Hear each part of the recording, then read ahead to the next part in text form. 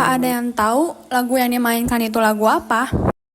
Sepertinya aku tahu deh, lagunya udah lama dan terkenal banget.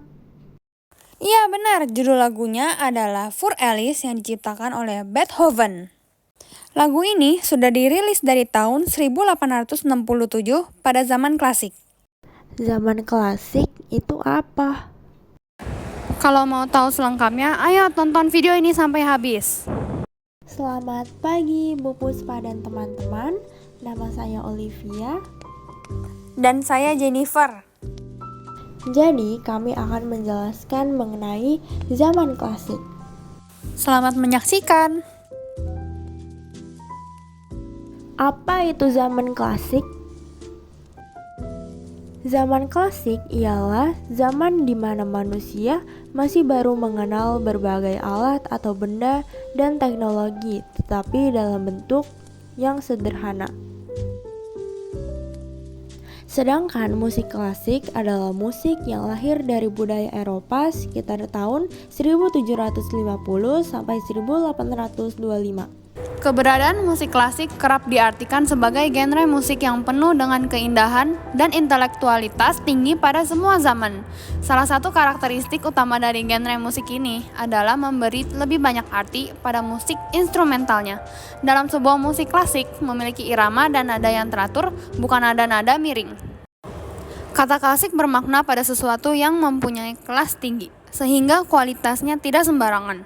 Genre musik ini awalnya berkembang pada tahun 1795, terutama di daratan Eropa yang mana sangat digemari oleh para kaum bangsawan dan tokoh pemuka masyarakat.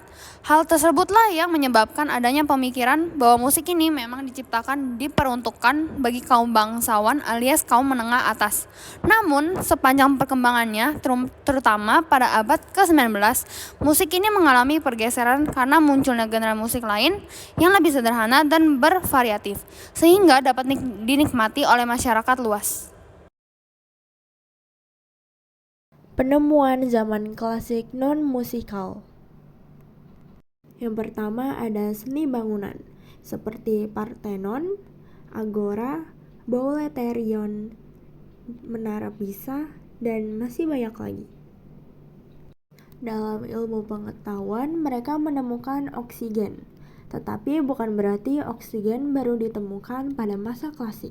Namun orang-orang masa klasik baru menemukan nama untuk zat yang ternyata selama ini membuat manusia dapat bertahan hidup. Kemudian mereka juga menemukan ilmu filsafat. Contohnya termasuk filsuf-filsuf seperti Socrates, Plato, dan Aristotle yang membahas topik seperti etika, metafisika, politik, dan epistemologi. Kemudian ada politik, seperti di Athena. Athena merupakan sebuah kota-kota negara di Yunani kuno yang dikenal karena perkembangan demokrasi awal. Sistem politik Athena ini memengaruhi perkembangan demokrasi di banyak negara di seluruh dunia. Dan yang terakhir adalah hukum. Hukum 12 tabel dari Romawi kuno. Ini adalah salah satu kode hukum tertulis pertama dalam sejarah Romawi yang disusun pada sekitar abad ke-5 atau ke-6 sebelum Masehi. Hukum 12 tabel ini menjadi dasar bagi sistem hukum Romawi yang memengaruhi perkembangan hukum di banyak negara. Peristiwa penting namun juga terjadi pada masa klasik. Revolusi industri. Revolusi industri yang terjadi pada masa klasik membawa perubahan yang signifikan dalam bidang musik. Perubahan tersebut diantaranya adalah perbaikan kualitas alat-alat musik, baik dari segi fisik alat musik yang semakin kokoh, ataupun perbaikan kualitas bunyi. Yang sebelumnya alat musik terdengar tidak nyaman di telinga, sekarang jadi bisa lebih diterima. Dampak lainnya adalah mempercepat produksi alat musik sehingga banyak pabrik bisa menghasilkan alat musik tertentu dalam waktu yang singkat. Revolusi Prancis. menandai pergantian simbol patron. Patron adalah sponsor dalam bidang kesenian. Di zaman barok, patron ialah kaum bangsawan. Namun di zaman klasik, pamor bangsawan mengalami kemerosotan. Hingga pada puncaknya ada salah seorang raja Perancis yang dipenggal karena menyalahgunakan uang rakyat untuk membangun museum-museum atau gedung pertunjukan, yang sebenarnya rakyat tidak terlalu memerlukan kehadiran bangunan-bangunan semacam itu. Setelah hukuman penggal dilayangkan, hingga kini patron beralih fungsi. Yang tadinya hanya kaum bangsawan yang bisa menjadi patron, saat ini siapapun orangnya dengan berbagai latar belakang. Asalkan mereka berada dalam satu yayasan yang mengelola dana-dana semacam ini, maka apapun bisa dilakukan, khususnya dalam bidang seni.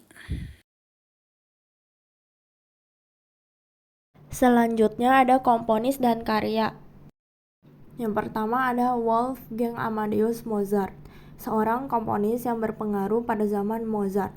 Dianggap sebagai salah satu dari komponis musik klasik yang paling terkenal dalam sejarah dengan musiknya yang dikagumi karena keindahan melodi, keanggunan formalnya. Kemudian ada Ludwig van Beethoven, adalah seorang komponis dan pianis Jerman. Ia adalah tokoh penting dalam transisi era klasik dan romantik dalam musik seni barat. Ia tetap menjadi salah satu yang paling terkenal dan berpengaruh dari semua komponis.